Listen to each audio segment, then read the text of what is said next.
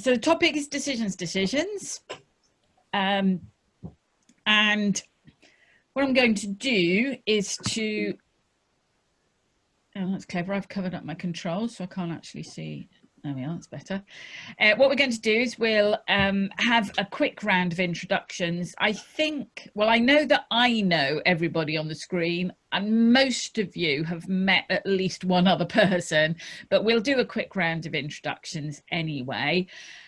Then we'll have a little look at what is a decision, which may be obvious, but it might not. And then we'll delve down into some of the processes of how people make decisions, and for you to think about how do you personally decide. And so very much making it personal, because everybody has their own unique and specific way of making decisions.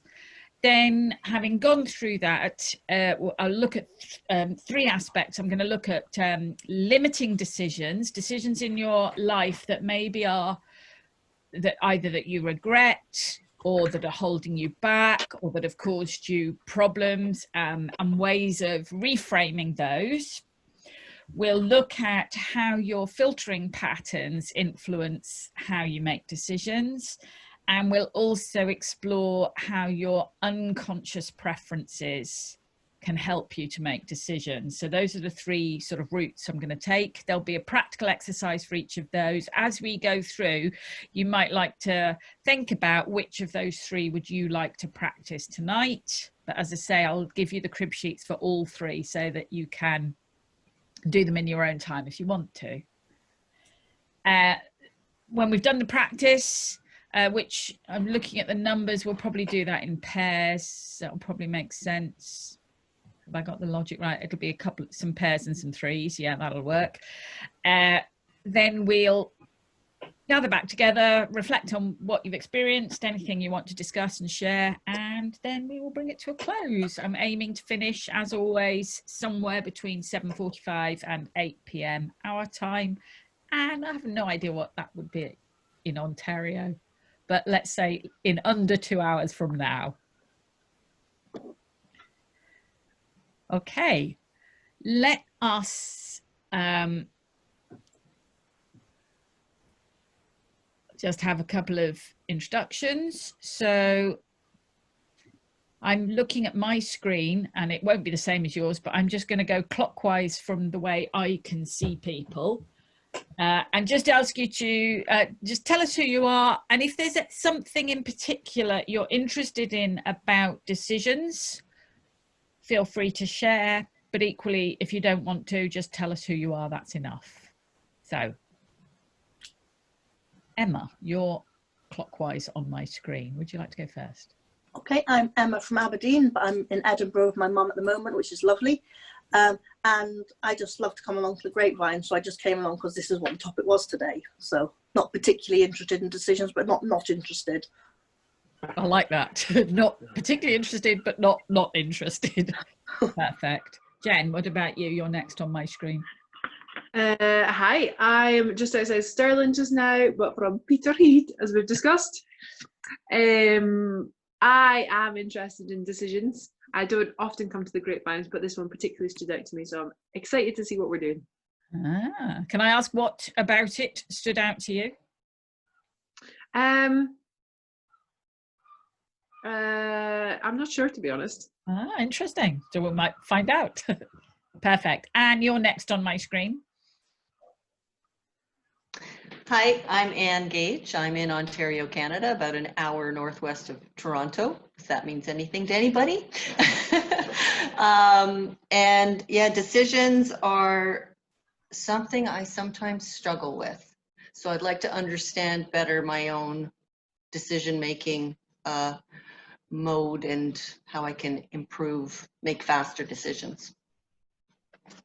Perfect. George, you're next. Hey, hello, I'm George, everyone. Yeah, I think, I'm really interested in the concept of decision making, and maybe a bit more so around what sits behind decisions. So choice, I think we have an interesting relationship with choice, options, and the decision making, which goes hand in hand with them. Some people are really, I guess, invigorated by the prospect of choice and decision making, and some people, like me, can be really, you know, debilitated by the prospect of it. So I think, yeah, the relationship that different people have with decision making, I think, is fascinating. So yeah, looking forward to it. Brilliant. Next on my screen is Brian.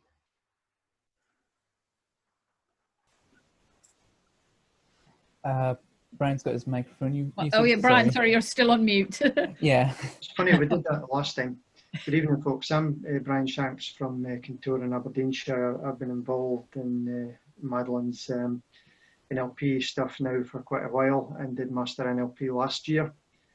My interest in decision making is probably more around my coaching side, because I get a lot of people coming to me with the view that they procrastinate on decisions, and that's an interesting one. You're just looking at any tools and techniques that can help people be more effective in their decisions.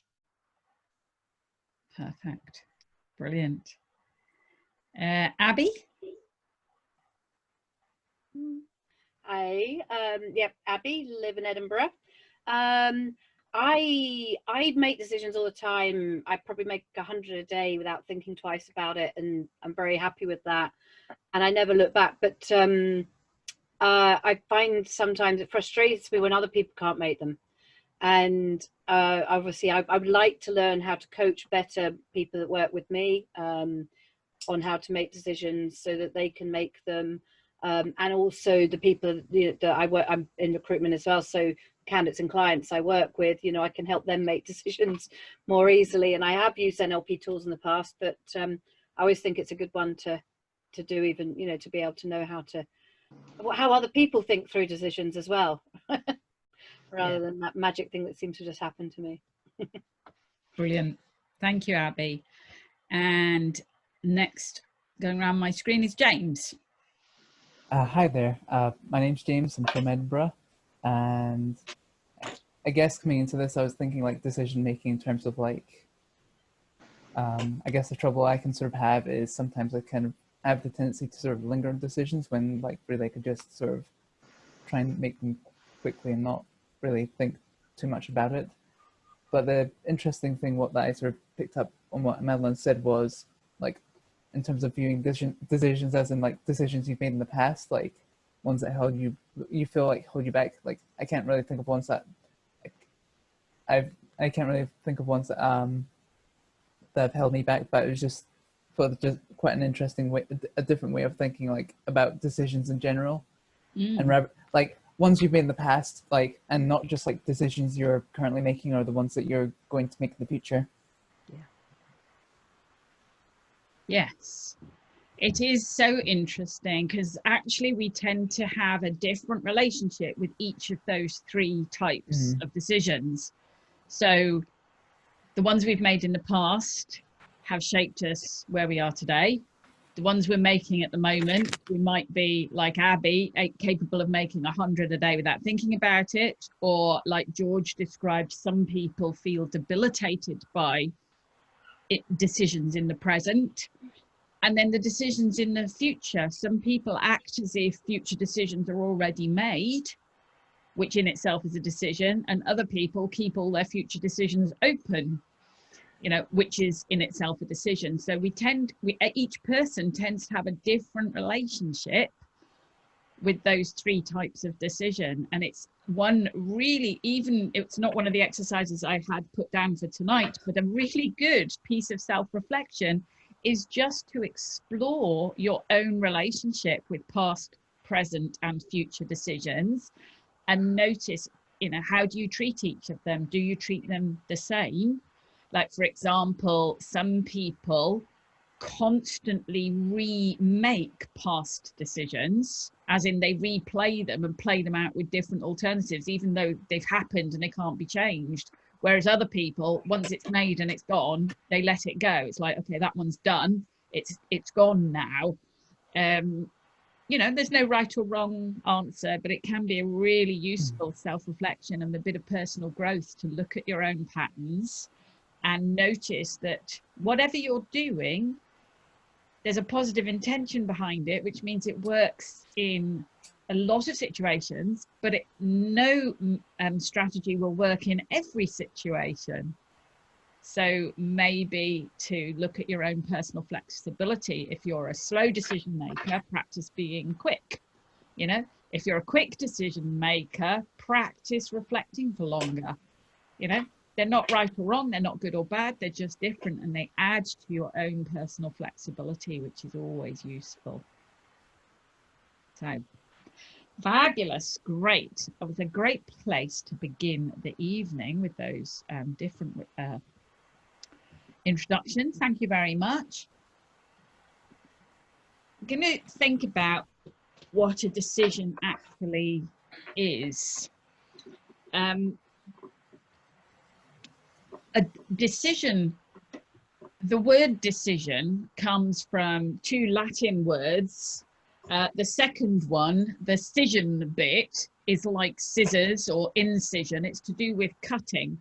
And day is like apart or separate.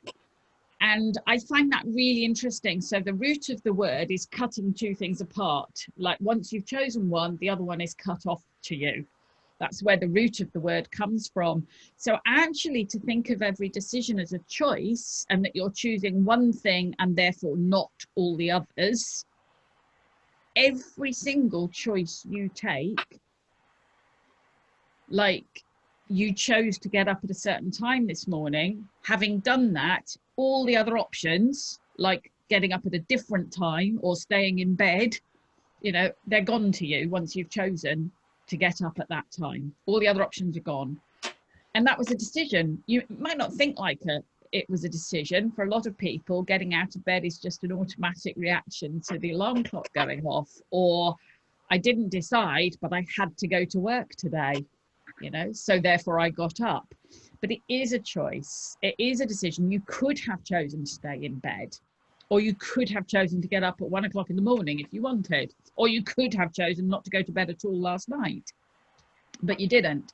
So absolutely everything is a choice, even if it doesn't feel like a choice, which means absolutely everything is a decision, even if it doesn't feel like a decision. Now, for those of you that find decisions difficult or feel that you don't make decisions, or if you notice people around you not making decisions, that is also a decision. When you don't act or when you don't choose, that is a decision. It is a decision not to decide. And that's really interesting. So there's no such thing as being bad at making decisions. You've just chosen a decision not to make a decision. But that in itself is a decision. So you must be good at it because you just made that decision. And when I talk about decisions in that way, you know, for a few people, they have a bit of a light bulb moment, you know, like I think both Anne talked about wanting sometimes, not always, but sometimes the ability to make more rapid decisions. George talked about people who, you used that quite a strong word, people who are debilitated by decision making. It can be, rather than to see that as a weakness or a failing, to reframe that as in itself a decision, which sometimes is a really beneficial one. To delay that decision can have a positive result. It can be done for a positive intention, but nothing is 100% good or 100% bad. So delaying a decision can sometimes be really useful. So that's a good thing. But sometimes it might lead you into unintended consequences. But it's equally true the other way around. If you're really rapid at making a decision, often that's really, really good. But other times it can lead you into unintended consequences. So everything's a decision. There are decisions that you didn't even know you took, or you might not think of them as decisions. Like if you have developed, for example, if there's some food you don't like, then at some point you made that decision that you would not like it and that you wouldn't try to change it. If you even think about a food, for example, that you used to not like and now you do, and the one I always think of is avocados. When I first had an avocado, I thought they were slippery little wastes of space, frankly. I could have decided never to eat another avocado because I don't like avocados, and that would be a decision. Or I could decide, actually, what's this thing with avocados? I'll try it again, and then I'll decide, actually, I do like them. You know, so just as a result of a sequence of decisions, I can end up liking them or not liking them, eating them or not eating them, or not even, if I don't eat them, never discovering that actually I do like them. So that decision, it might be really decisive. That's it. I don't like sorry, I don't like avocados. But as a result of that really decisive decision, I've then cut off the opportunity of eating a food that actually it turns out I do like. So everything is a decision. What clothes you put on is an obvious, what work you do. If you think about life as a whole, I got the lovely Phil to draw me this little diagram. Where you are now on life's journey, I was looking at people who go running. So our friend Kat Trabilko, some of you know, she's been posting her Strava maps of her runs lately. And I was thinking, that is where you are on life's journey. You can look back at that circuitous route like a Strava map where the red line shows where you've been. And it might be a very circuitous route, but every twist and turn, every junction is the product of all the decisions you've ever made. And where you're going next, you've got all those other choices. You know, you could go in any of those different directions, or you could double back on yourself and go back where you came from.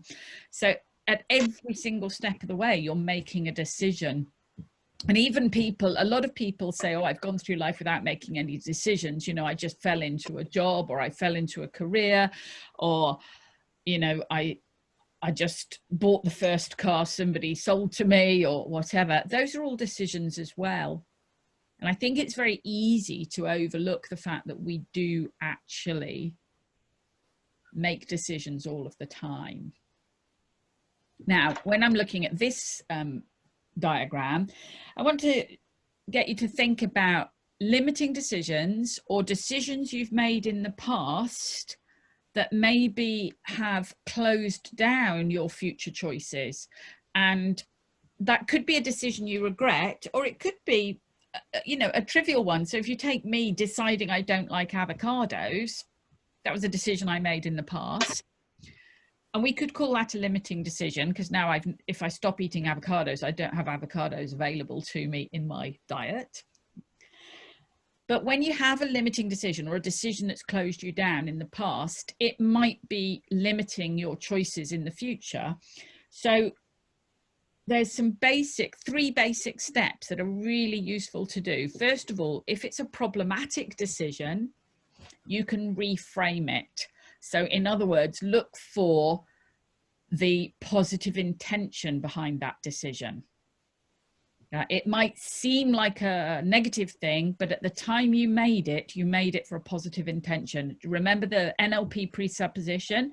People always make the best choices available to them at the time.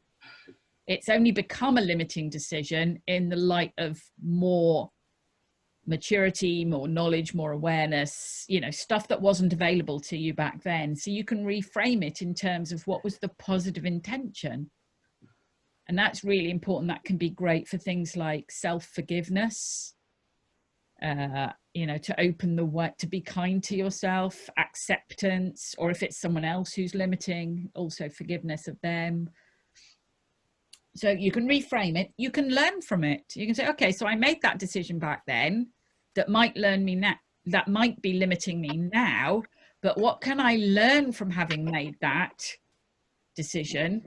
What can I learn from the consequences of that decision that would empower me now? Because obviously knowledge is always valuable. So you can reframe it, you can learn from it.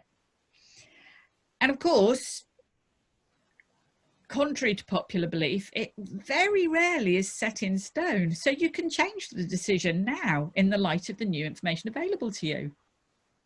You don't have to put up with the decisions you made in the past forever. It was interesting, I was doing some work with a client a while ago who was really unhappy in their career, and they kept putting it down to the fact that they'd chosen the wrong subject at university. And it was like, if only I had studied medicine. I was like, and it was really interesting. So I said, so how long have you been saying to yourself, if only I'd studied medicine? And they said, well, probably since just after I graduated. I was like, how long is that? Like 25 years. Okay, in 25 years, you could have spent 7 years studying medicine and you could have done something different, but you didn't. So there was a choice, you know, there was that choice. But you could study medicine now. It doesn't matter if you're in your 50s. If it really makes a difference to you, if it really matters, you can change that decision today.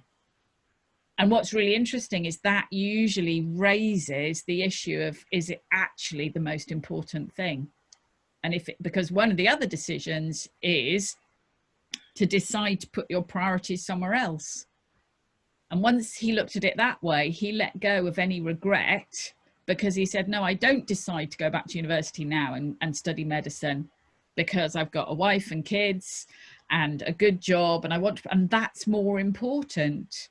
It's like, fine, so make the you could make the choice to go on regretting it for the rest of your life and feeling miserable, or you could make the choice that says, actually, I'm happy with what I did decide. I can let go of that decision and stop worrying about it and not let it get in my way. So reframing, learning, changing them, these are all options.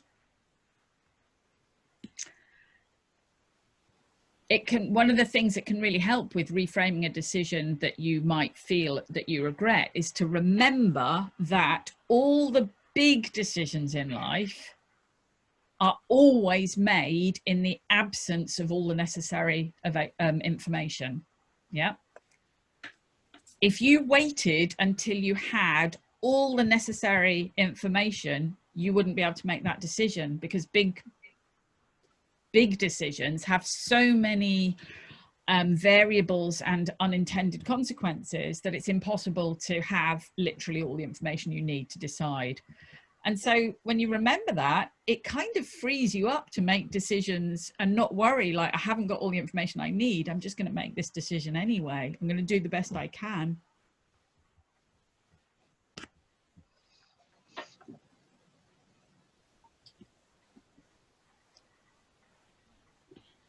So moving on to the process that people use, there is so much here, not in, too much to cover in the time we've got available. So I just picked on a couple. Hang on, oh, sorry, I've got some.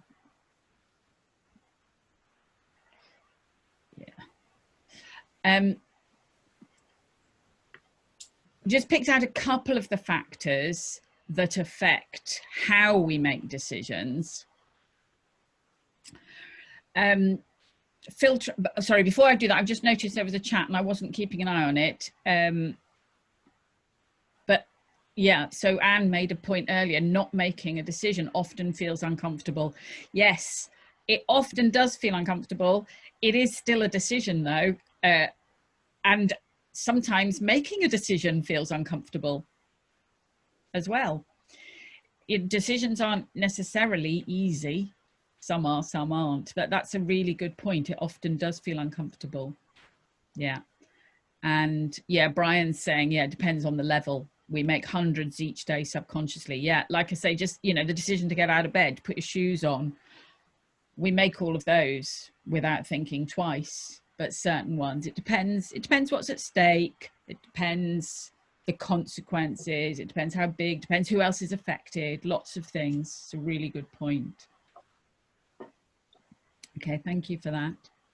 Yeah, so coming back to how you decide, as I say, it's there's so many factors, too much for us to cover tonight. So I've picked out two things that I thought would be interesting to just refresh on if you're familiar, or to introduce you to if you're not familiar. and that make good subjects for practice, for the practical session that we can do. And the first topic is your filtering patterns. If you're familiar with NLP, you know that we filter information. And one of the things we do when we filter information is we use that filter to inform our decisions. So I'm going to look at it from that point of view. And I've just picked out 4 filtering patterns. Some of you will know filtering patterns as meta programs, or my brain's escaped me. There's another name for meta programs and filtering patterns that's commonly used. If anyone can remind me. Anyway, it's just the way that we filter information, and each of us has a different preference. We'll look at some in a moment. Then the other thing is just your deep unconscious, usually driven by your values. That can inform decisions, and a lot of us have learned not to trust our unconscious. So for example, gut feel. Some of us are really good at trusting our gut feel, but a lot of us have learned not to trust it, mostly because Western society has taught us that we should look for evidence, for proof, for measures and things that are external. But again, all the big and important decisions are made with inadequate information. And so to actually use your unconscious, which is after all very, very intelligent, your unconscious knows more than you do, is really useful. And so I'm also going to take you through one way of engaging your unconscious to help you make rapid decisions, good quality rapid decisions. There are lots of ways of doing it. The one I've chosen tonight is quite a fun one and very quick, but there are lots of other ways that you can remind yourself of or go looking for if you like. Okay. I keep meaning to say, do stop me, ask questions or add things if you wish to at any time. I can't see everybody's face on the screen, so if you're waving at me, I can't necessarily see it, but do shout. Okay, so going to think about your filtering patterns, and this is the first one. What I'm going to get you to do while I'm talking, and then in the practice you can go into it in more depth, is to ask yourself, let me just go back, I don't want that one on the screen at the moment. With your filtering patterns, it would be a really good idea to think about a decision you've made in the past, a recent and important one, and then I'm going to ask you a few questions that you can apply to that decision to just learn a little bit about your decision-making style. So you can either use an important decision that you've made recently, in the past, or one that's current for you at the moment, one that you're in the process of making, and this might help you to make it. Okay, just have that in the back of your head as I go through, and then when you do the practice, you can spend a bit longer and talking about it and reflecting on it and developing it further. So the questions I'm going to ask are, when you're making that decision, when you made it in the past or right now, when you're thinking about that decision, where did you place your attention before you actually made the decision? Okay. Where did you place your attention before you finalized the decision? So there are going to be 4 pairs of choices, and I've drawn it like a sort of like a ruler, like a continuum. It isn't black or white choices, it's more somewhere along a sliding scale. So the first one is, did you focus on all the possibilities of this decision, like opening up as many different choices and possibilities and options as you could? Or at the other end of the spectrum, did you focus on narrowing down on what was necessary? So what criteria you were using, and narrowing down by ruling out options that didn't fit the necessary criteria? So which way did you look at more possibilities or more necessities?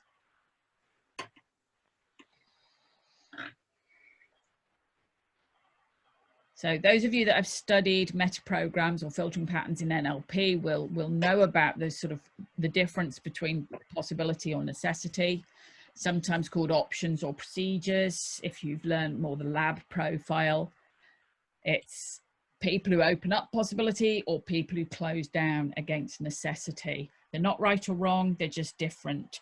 I know for me, I'm very much at the possibility end of that spectrum, and I absolutely hate certain types of decisions because to me it feels like I'm being forced to rule out options, and that to me feels like I'm being backed into a corner. So I won't make a decision that narrows down my choices.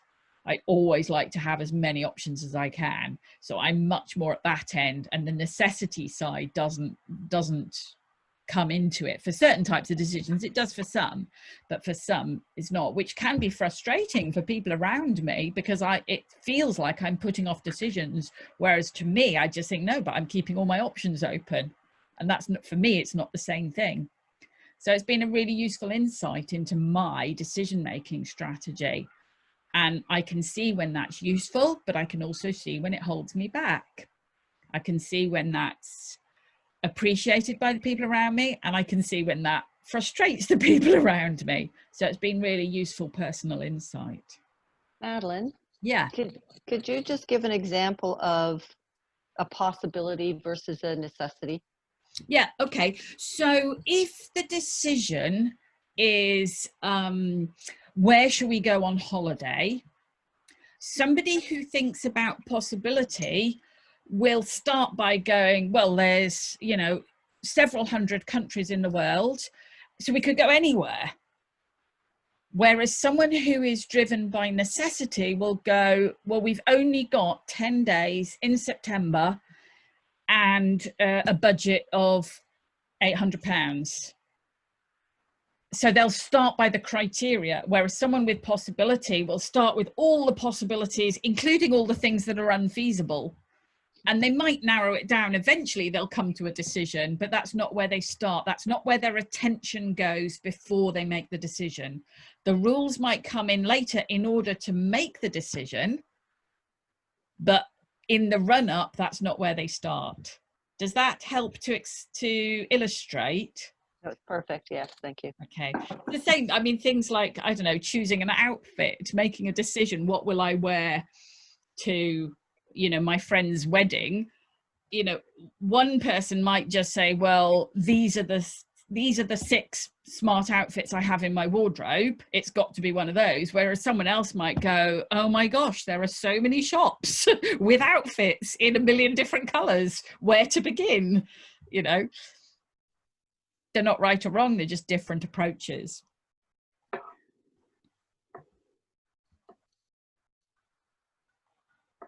So keeping your decision in your mind. Just think about, where did you start? Did you start with all the possibilities, or did you start with the criteria, the kind of the boundaries of that condition, of that decision? Moving on, again, when you made that decision, were you paying attention to factors in that decision that were familiar to you, your comfort zone, maybe similar to other decisions you've made in the past? You know, if it worked before, it'll work again. That's a very classic decision-making structure. Or were you placing your attention on things that were new or different to things you've done in the past? Hello, we've had a light bulb moment number 1. I love that. Go on, Jen, would you be willing to share your light bulb moment number 1? Yeah, so I've just been reflecting on it.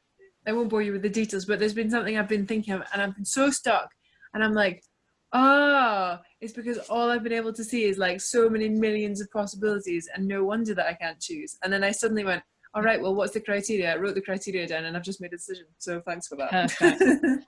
And Actually, so I think it was Abby who said you sometimes coach people who have difficulty with decisions. That isn't always the case, but that can be one of the things that makes it difficult for people, is if they get stuck in the options. So helping them move to the other end of the spectrum, to the criteria, listing the criteria. Okay, what are the non-negotiables?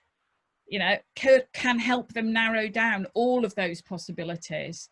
You know, I've seen that with, for example, people who have trouble committing to one job or even one partner. You know, is like, oh, but there are so many others out there. It's like, yeah, but like the one here is always better than all those others you could have. You know, it's the old bird in the hand to narrow down what are the criteria. If this job or this person meets those criteria, then that will be perfect, that'll be fine. Yeah, there might be a million others, but you can't have all of those million others.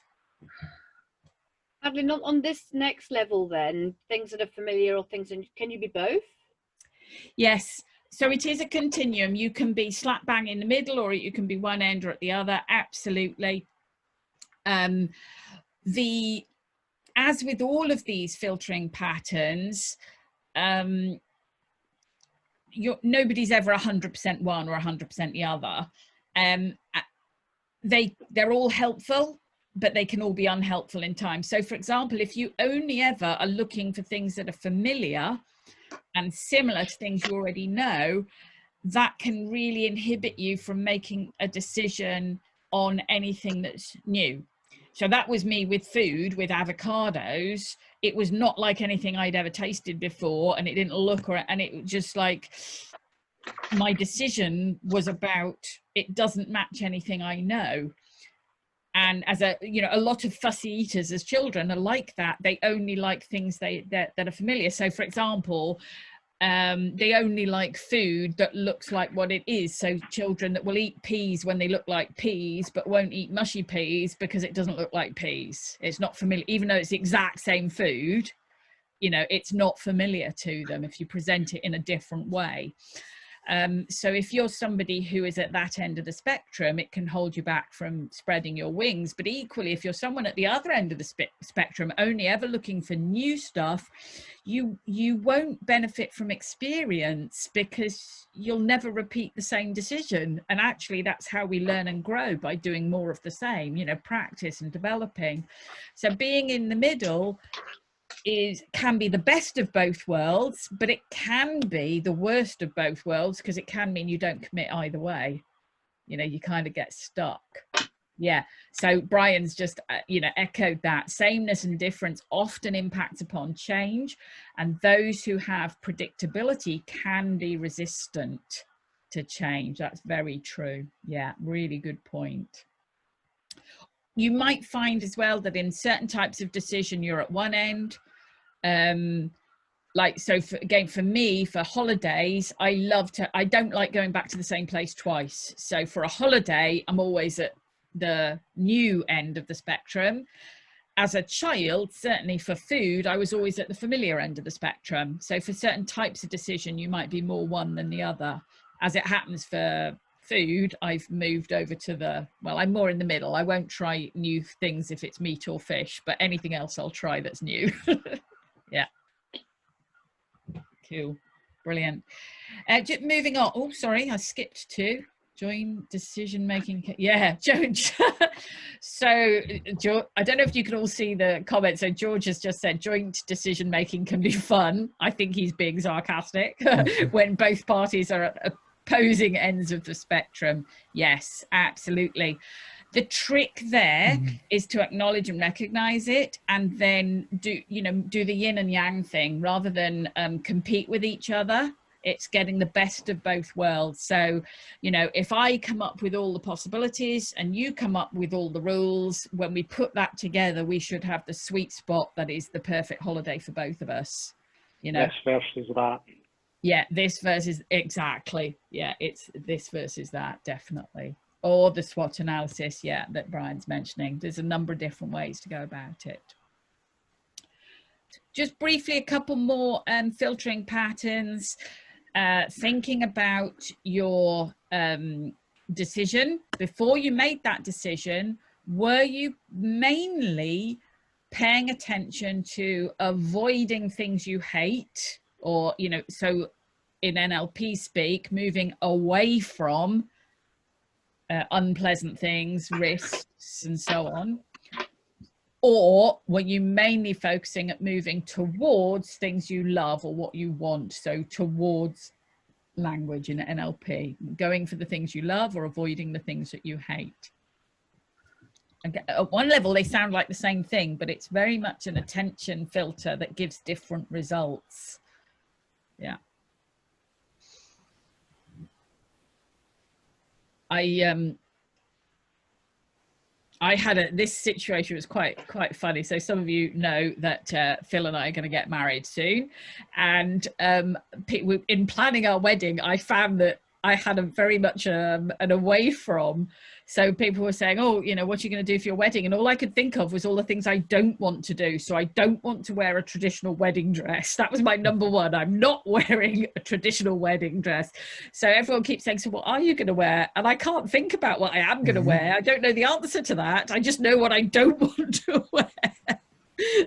So I was really having fun with that. So I actually do know the answer now, and I'm keeping it a surprise. But initially it was really frustrating. It's like, I know what I don't want. I don't know what I do want, but I know what I don't want. Can I just address that casual social bob there? Go on. Congratulations. What, are you a bit late to the party? We got engaged on Christmas Day. We've already missed one wedding day because of COVID. We were due to get married on June the 20th, but that's been and gone, so that wasn't going to happen. But yeah, I didn't know that at all. That's awesome. Oh, Jen, yeah, you know, engagement ring and everything. It's only taken 20 years to get there. So that was procrastination decision on our part. So Abby's also sharing, my business partner of 20 years and I are opposite ends. Since we worked that out, we've used to our benefit, and it's great to cover every avenue of decision. Yeah, a lot of the best partnerships are yin and yang. You know, it's the same in relationships, in business, in, you know, in so many different ways that can really, really work well, as long as you're able to draw attention to it and to allow that synergy to work. Shows a good working relationship when two parties can collaborate. Yeah, totally. Yeah, absolutely. Perfect. Cool. So the last filtering pattern we're going to have a little look at. This is another interesting one. There are lots of others. I picked these four just because I thought they had some really interesting angles, but there are loads of other filtering patterns. But this one is when you are making your decision, are you thinking about the immediate consequences, short term, or are you thinking about the long-term consequences? Again, it might be both, or it might be neither. Some people don't think of either, they just think of the decision itself. But it can really affect. So for example, some people, when they're house hunting, just think about, is it going to be nice to live in today? Whereas other people are already projecting out that they're going to, you know, have a family and an allotment and 7 dogs and all the rest of it, and think, well, will this house today meet my projected requirements in 15 years time? And again, they're not right or wrong. They're both good ways of making a decision, but they will have strengths and weaknesses. And they might, if you're only thinking long term, you might not take a short-term decision that would be expedient. That could be, it could actually hold you up. And if you're thinking long-term, you might find if you're only thinking short-term, you might find yourself going down a bit of a blind alley because you didn't think about the long-term consequences. We see that, for example, when young people make a choice about what degree they'll take without thinking about the long term, because why would they? They don't know where they want to be. But then having made that short-term choice, so I'm going to choose the one I think's most fun or the most easiest, they're then, okay, so now you have to do that degree and then what? And it's not good or bad, you know, they often get just as good an experience, but it's a different way of making the choice. I think a lot of when people are finding a partner, a lot of the first choice of will I spend some time with this person is a short-term one, like will it be fun tonight? But choosing to settle down is you start making a long-term choice. Will it be fun in 20 years' time? So they both have their strengths and weaknesses, and each of us will have a tendency to think in one way or the other. Or you might think, actually, I don't think about the timescale at all, so perhaps I should. Perhaps that would be a useful addition to improve my decision making. Okay. Any other questions about, those are just the 4 filtering patterns I was going to talk about. Madeline, I'm looking at this, I guess it's just part of what I do, but I if it's a big decision and I'm not in a rush, I probably do both ends of the spectrum on every decision. Yeah. But then I've got a gut instinct end that I would go to if it's a quick decision I'm making on the spot, you know, Yeah. my own thing. Is that normal? I guess the gut instinct is what you're natural at doing. And yes. Yeah. Your gut instinct will be your strongest preference and your strongest tendency. It tends to be more, like you say, if you've got the time and the rational brain, so the more conscious brain that will work through all the choices. But if you're under pressure, or if there isn't enough information, you'll have a gut instinct at one end or the other, typically. Yeah. What's Brian saying? There's someone else with this. Oh, sorry. Go on, Brian. Or was that George? Sorry, I couldn't. Yeah, shall I go? Is that okay? Yep. Yeah. There's just something running through my mind with this as well, Madeline. So we're looking at this through the lens of ourselves making decisions, but I guess there's something about us. I guess being aware of the expectations we have of others when making decisions. So I'm thinking a lot about my teenage son actually. Who's left high school, is at college now, and the sort of the fun and games that we had over the last 12 months around all the decisions that he had to make. And actually I'm thinking to myself, the expectations I have and how those expectations change, and actually those expectations can put a lot of pressure on people. They can add to the pressure that people feel in this process, considering the choices and making a decision. So that's quite insightful for me to think about it that way actually. I think that's really important, because you're absolutely right. It is different. Other people are going to have different preferences and filters. And it's another reason why it's so difficult, if not impossible, to make a decision for somebody else, or to guide someone to a decision that you've chosen if it doesn't match their preferences. So build the old rapport, meet them in their model of the world and help. And with Abby wanting to coach, and with yourself obviously doing what you do, George, that's something that as an NLPer you do know that skill, and doing it therefore with your children or with your clients or with your partner or whoever, to actually match their needs and filtering patterns whilst keeping aware of your own, because if it is a joint decision, both sides matter. But it can also, the other thing it can do, for example, with your children, or if you're training or coaching a more junior person, is actually helping them to understand what their patterns are and helping them to practice flexibility, because that flexibility enables maturity as well. By actually being able to do both and move to either end of the spectrum, you add flexibility, which is really useful. So that can be a great gift you can give to other people, is to help them to get their self-insight and to try out the alternatives. Yeah.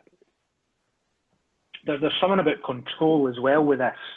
I think a sort of perception of control and what's within our means, and do we have control over the choices that are with us, or don't we have that level of control? And that can often play a part as well. Lots of different little tangents to that, isn't there? Yeah. Yeah, absolutely. Okay. So I'm going to move on to the third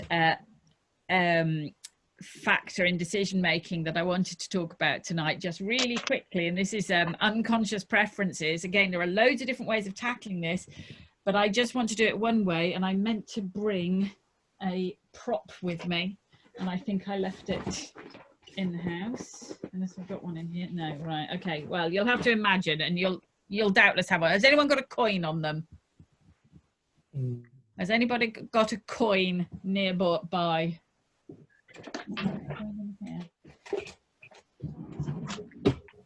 Be great if you do. Don't worry if you don't, but it'd be great if you do. I don't think I've got any coin. I've got 20p. Brilliant. Perfect. You're rich. So this is quite amusing, and it works really well. So if you've got a decision with just two choices, option A and option B.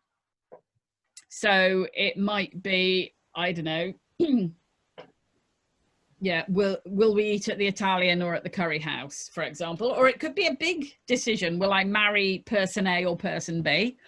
But if you've got a decision with just two choices, and you might have gone round and round the houses and you've written out all the pros and cons list and you still don't know which one to do, then quite genuinely, the way to decide is to take your coin and decide heads is option A, tails is option B, flip the coin. Let me just put my screen up because Phil's drawn me a lovely coin. Flip the coin, whatever it is. So if it's option A, right, Italian, just notice your instant, don't think about it, instant reaction. Are you happy with that? And if yes, choose it. And if no, choose the other. Because ultimately, that is a great way of tapping into your gut feel, your unconscious preferences that are, we often ignore them when we're so busy writing out pros and cons lists. We often ignore the gut feel that we actually already know the answer. So the coin toss method is really effective. And literally, I know people who have used it for massive life-changing decisions, because ultimately you can write a pros and cons list, and the list of pros might outweigh the cons, but you still don't really want to choose that. And it's because each item on the list isn't of an equal weight. You know, your values aren't of an equal weight. You can't actually draw up a balance sheet when you're making a decision. But the coin toss method will absolutely tell you. When you flip it, you say, right, that I'm going to choose whatever comes up. Oh, fine, choose the other one. Or flip it, I'm going to choose that one. Yeah, brilliant. Okay, go for it. So I strongly recommend that you have a go sometimes at that as a great way of making a quick decision.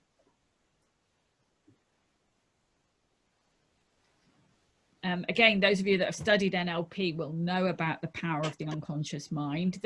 Sometimes when people haven't studied NLP, they think I'm being flippant, forgive the pun, when I talk about this, or they find it a little bit, almost a bit threatening. Well, what if I make the wrong choice? And I always say, well, if you think you're making the wrong choice, then make the other choice.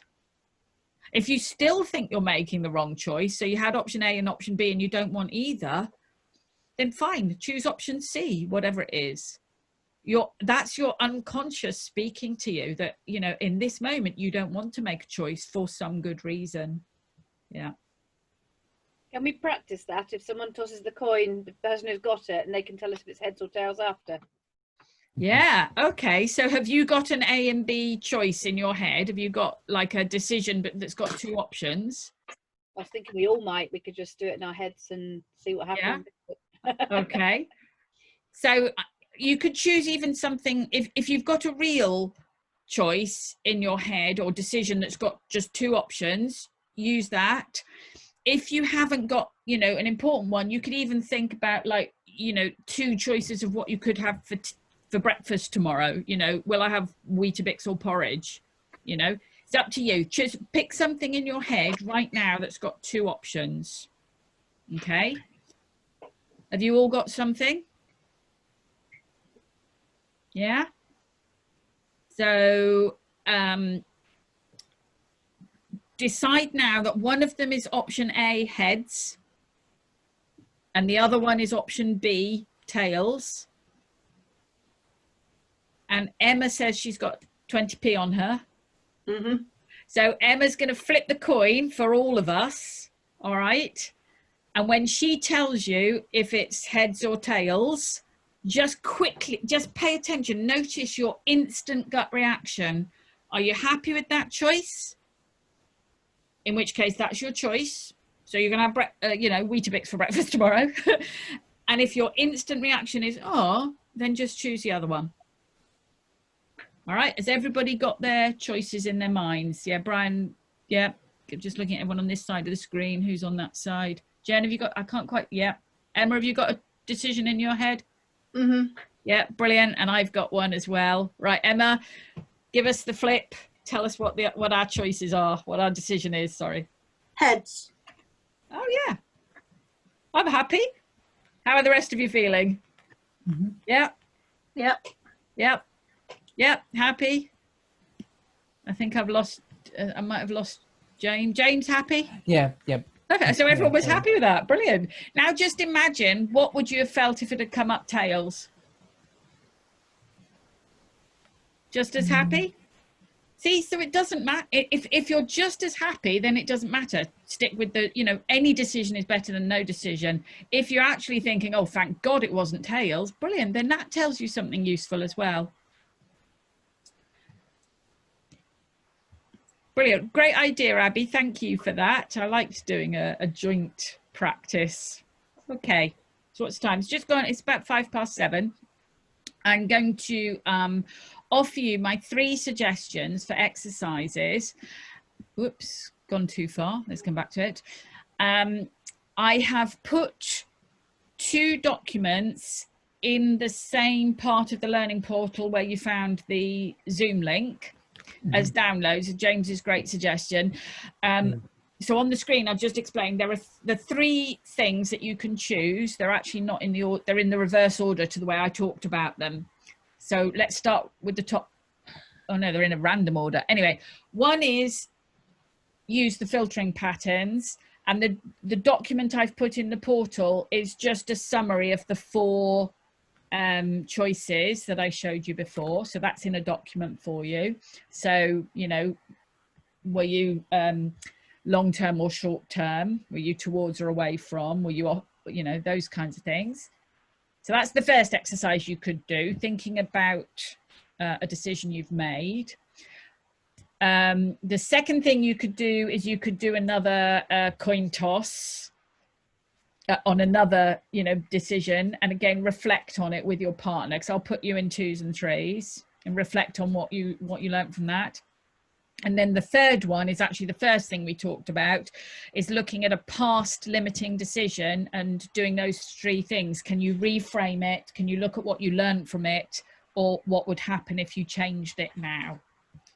So for each of you, you just choose one and make sure you allow enough time to give your partner a chance to do theirs. I think if we take 25 minutes, if you give each person about 10 minutes airtime, and then any spare time you can keep talking. So are you all happy with what it is you're going to do?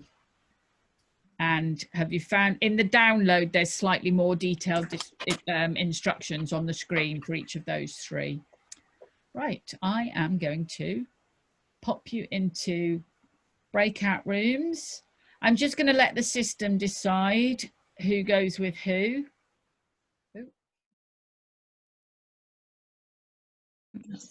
Brian, welcome back, Brian. That's everybody back. Oh, always a good sign when people come back. Fabulous. Perfect. So just reflecting, is there anything you'd like to share or discuss about what went on in your breakout rooms? Let's go through them in turn. So the first one's about Abby and George. Is there anything you want to reflect on? Yeah, it was good. We spent a lot of the time on my decision. So Abby took me through the different filters that we looked at, and got to the point. And once we got to the last one, the time scale filter, I felt kind of compelled to do the coin flip. It took me to that point where I kind of had the suspicion as, you know, if I flip a coin and I got the answer that I wasn't wanting, that would give me the answer. So Abby went and found a coin, and true to word, we done it, and made a decision right at the end of that 20 minutes. Hey, well done. Been battling for a good 4 or 5 weeks now. So it was good, very good. Oh, well done. That's fantastic. Brilliant. Looking forward to my invite to dinner when you've got the new kitchen. I'm intrigued. First person there. Fabulous. So who was in the next group? That would have included Anne and James and Jen. Yeah. Anything from the three of you that you'd like to share? Well, we all did the same. We all just reflected on our recent or filtering patterns from a recent decision. Yeah.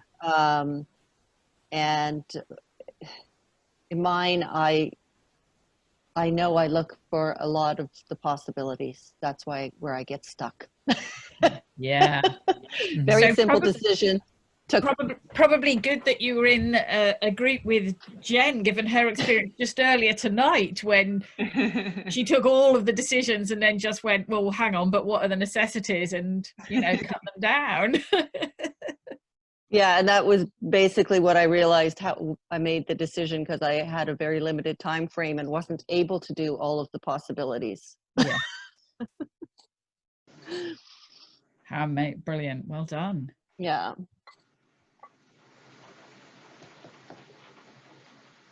Do you want to add anything, James or Jen?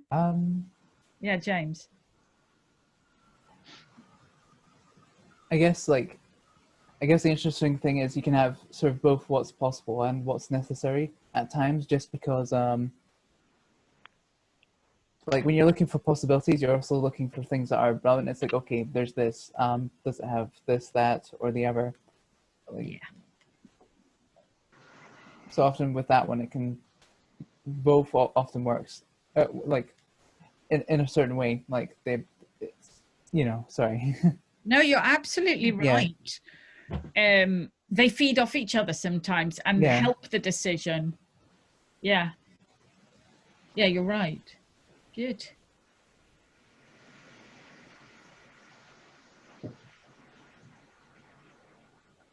Anything else, or should we go to the third group? I think that was most of it. Yeah. Cool. Jen, did you want to add anything? I'm good. You're good. Brian and Emma, what about you? What would you like to reflect on? Let Emma go. Okay. We both looked at the filtering patterns and how we've made decisions in the past and how we make decisions.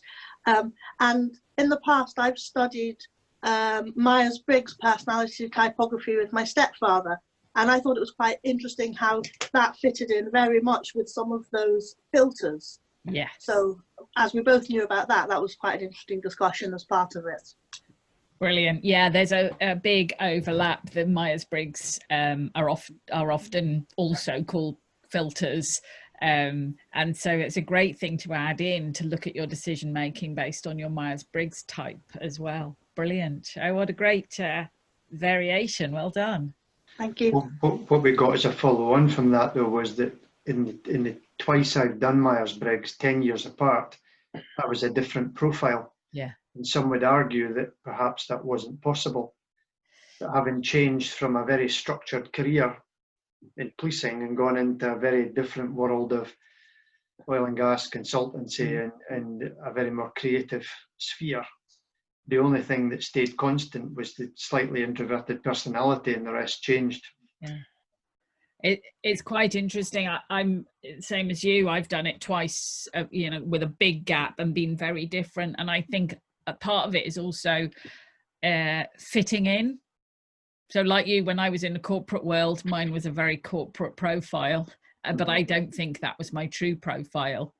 I think it was very much I'd learnt to fit in. So I don't know whether it changes innately or whether you can kind of mask your profile, maybe. Don't know. But it's all I think I changed from when I first did it, early 20s. I was very much, let's see, go with the flow, man, very P. But having lived alone for years now, I need to have a plan and know when I'm going to see somebody. So I've become more J, more judging. Certainly, when I put the, you know, I don't know what Myers-Briggs says about that, but when I put the NLP overlay, it absolutely says your filtering patterns are actually context dependent. So they will change almost day to day or situation to situation, and therefore it's normal for them to change over time as well. As I say, I don't know what Myers-Briggs says about that, but from NLP, absolutely. And so when you're doing this, it's always good to have a context in mind. So even two different types of decision, you might use two different filtering patterns, and that's normal. Yeah, so in the context of what we were doing tonight, I think that's very relevant. Brilliant, good, okay. James's comment was very good as well about, you know, what's possible and what is necessary, because actually when I think about work and home, you can do what is possible in one sphere and you've got to do what is necessary in the other. Yes, yes, yeah, that's very true. That's very true. Yeah, and actually there always comes a point where the two things, you know, collide or overlap or meet, isn't there? The possible and the necessary. If we always ignored the necessary, I think that would be anarchy, wouldn't it? It might be fun. It might be a lot of fun, but some of the stuff that has to get done wouldn't get done. Yeah. Good. Perfect. Okay. Well, it's beginning to bring the evening to a close. Just these reflection points. What else? What have you taken away from tonight, and what have you enjoyed the most? Just free for all. It's up to you. If you want to say something, please do.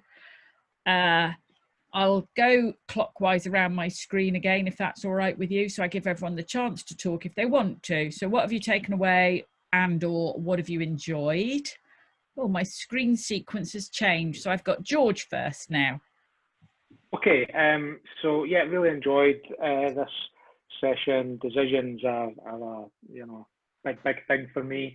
But a couple of deeper thoughts that I've had as we've been going through the exercises tonight, as to where perhaps some of the pressure that I feel around choice and decision making comes from. I think one is that my decisions always seem to be interlinked with other decisions. So I don't know whether I create this where, you know, one decision is dependent on another, and I've got this big chain of events and decisions that need, and it's so important to get the initial one right, because if you don't, that can affect the other ones down the chain. So there's that. But also there's something about my relationship with time as well. You know, making the right decision that affects sort of good use of my time, or within the right time scales, because time is short, and you know, so there's a lot of beliefs around time sitting as well. So yeah, a couple of deeper insights I've had as we've been working through this tonight, which is quite valuable for me to go away and think more of. Brilliant, excellent, all great insights, really interesting things to reflect on. Good stuff. Next on my screen, I've got Abby.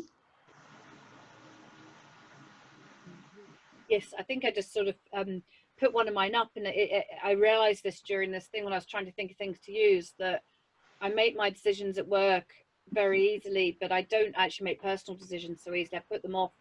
They don't get as much of my brain power, my thought, and you know, as a result, things, you know, so when you do that circle of life, yeah, the things around my house or myself are never as you know, they need a bit of work. So yeah, it's good to realize that and think, well, it's time to start giving myself a bit more time for me to get that sorted. That's brilliant. Do you know one of the things, Abby, that can really help then, if you know you're good at making decisions at work, you can model yourself, because you know what makes good decision making. Yeah. So what is your process, and then lift it from work and apply it to yourself, because ultimately, which one is more important? It's you. That's more important. So put all your best skills on you, because if you're not doing things for yourself, you know. Yeah, one's almost, work is me as well, I guess, because it's my own business, but it's a part of you. It's not the whole of you. Yeah. You're right. I remember you told me that my very first NLP session with you. Yeah. Yeah. If your work stopped, you would still exist. But if you stopped, your work wouldn't exist. Yeah. Oh, hopefully it will. Well, yeah, but not for you though. Not for me. No, not exactly. For me. So, okay, brilliant. Yeah, good stuff. James, what about you? Yeah, enjoyed this evening. I'm just trying to think what I'm mostly taking away from it. Yeah, as I said, it's just sometimes like quite interesting when you're thinking about like, I guess I'm sort of more towards the end of like possibilities than what's necessary, but like it can overlap in quite an interesting way where it's like, okay, like you're trying to look for possibilities, but there has to be like certain criteria in like the possibilities you're looking for. Like it has to be sort of relevant to the decision, or like the sort of decision you're making. Yeah, it is interesting, isn't it? Yeah, thank you for that. Good. Next on my screen, I've got Emma. Yeah, it was interesting because I haven't really been thinking about decision making much recently. So it was good to think about that and think about how I do make decisions, because obviously we make them all the time. But that little extra bit with the Myers-Briggs was lovely because my stepfather died 11 years ago this week. So to think about him and that was an extra special bit for me. Oh, good. That's nice. Thank you. Brian, what about you? Another great session, Madeline. It's always good to hear other people's maps of the world. And it's good to refresh on tools and techniques as well. So thanks again, great session. Good. Next on my screen, I've got Anne. Yeah, this is the first one I've been able to stay right through. Brilliant. To do that. I love the breakout rooms. Yeah. And just you know, connecting with some new people and focusing on some NLP, not feeling quite so isolated with it, and getting some insight in how the heck I'm frustrating myself with my decision-making process at times. So maybe I won't be so frustrated in the future. You won't be alone, Anne. I bet all of us can really resonate with that. Yeah, cool. And so, and next on my screen is Jen. I have been thinking that with my partner, there are some things that are really, really silly, but that frustrate us both about each other. And one of them is my inability to buy shoes. And, and I've just realised, well, I've not just realised, but it's to do with, it's to do with the different ways that we make decisions. And so this has given me like an interesting language that we'll be able to chat about, and I can explain myself and ask him questions about him. Yeah. Yeah. Again, it can be really interesting if you want to change a habit like that, is to find somebody who does the opposite and actually learn about what's your strategy, how are you doing what you do, and again that modeling, like, okay, if I just want to do it for, I don't know, buying shoes or something, or even just for today I want to be more decisive, how does someone who's decisive do it? That can be quite useful. And also to compare the differences, like, okay, so you do it that way and this is your reasons, and I do it this way and these are my reasons. They're not right or wrong, they're just different, but they can frustrate each other. Yeah, it's a good insight. Yeah. I love that. It's quite funny that I don't in any way pretend to be a relationship coach, but so much of NLP explains so much of what goes on in relationships. Oh yeah. It really does. Yeah, perfect. Brilliant. Well, thank you very much. A couple of things I'll in a moment just tell you a bit about what we're going to talk about next month. I will, though, always put in a request if you could leave a review in the portal, you'll see there's a module that just asks you for what you've enjoyed. It's always really useful, and it helps other people who've not been to a grapevine to know a bit about what to expect as well. So I'd really appreciate if you take a few moments to do that. Any suggestions as well for improvement, do take them on board. As I say, last month it was really useful, James's idea. I think, I'm guessing because I wasn't in the rooms, but that it was useful for you to have the crib sheets about the exercise. Did that work for you? Yeah, just to see like what the options were and what rough steps that you could sort of take the exercise through. Good. I didn't want to overload it with detail, but I also didn't want to make it too simple, so I'm glad if that worked. That's brilliant. I do take all feedback on board. Next month, it's a real natural follow-on from today, actually, and some of you talked about both of these things: overwhelm, which can stop decision making, and procrastination, which is of course a form of decision making, a decision to put things off. A couple of my favorite topics, I've actually done a grapevine on this before, about 18 months ago, and it was one of the most popular grapevines. So I'm actually going to do it almost exactly the same as I did then. People found it incredibly useful. I've got a couple of handy NLP approaches to understand how we get ourselves into a state of overwhelm and how we get ourselves into a state of procrastination, and how to get out of it as well. So yeah, that's what we're going to cover next month, which is the last Thursday in August, the 27th of August. I'm developing, as some of you know, and again based on a great suggestion that came out of this group, I think Emma was one of the people and a couple of others, I'm developing and I'm evolving Grapevine. It's going to become bite-sized NLP, and there's actually going to be 2 sessions a month at least. There might even be weekly options, but like smaller, briefer. It might be ready for August. Depends, 1 or 2 things I've got to line up. Otherwise, it'll be late, in the autumn. But yeah, I'm working towards that as well. So what I'm going to do is I'm going to have a theme for the month, but a few different sessions that you can dip in and out. Some will be live, some will be recorded. It'll all be using the portal, but it'll just have a bit of slightly different structure and format. So it'll be quite interesting, I think. So I'm working on that just now. Can I ask, we had some discussion about time, as lots of us are going back to work. Yeah, so that was part of the idea. By having 2 sessions a month, one will still be the last Thursday at 6 p.m. and one will be on a Tuesday at a different time. So again, because also sometimes it's the day of the week, a lot of people can't make a Tuesday. And so that was all part of the idea, is maybe at a different time. I think I'll never have a date and a time that suits everybody, but just offering choice, again, possibility, that was part of my idea as well. And by having more recorded stuff and other mediums, so you don't have to join in live, you can do it at your own time as well. Yeah, brilliant. Perfect. Everybody else, thank you so much. It's been lovely to see you, and I'll see you again soon. Thank you, Take care. Yeah, thanks very much, Madeline. Kathleen. Bye-bye. Bye. Bye.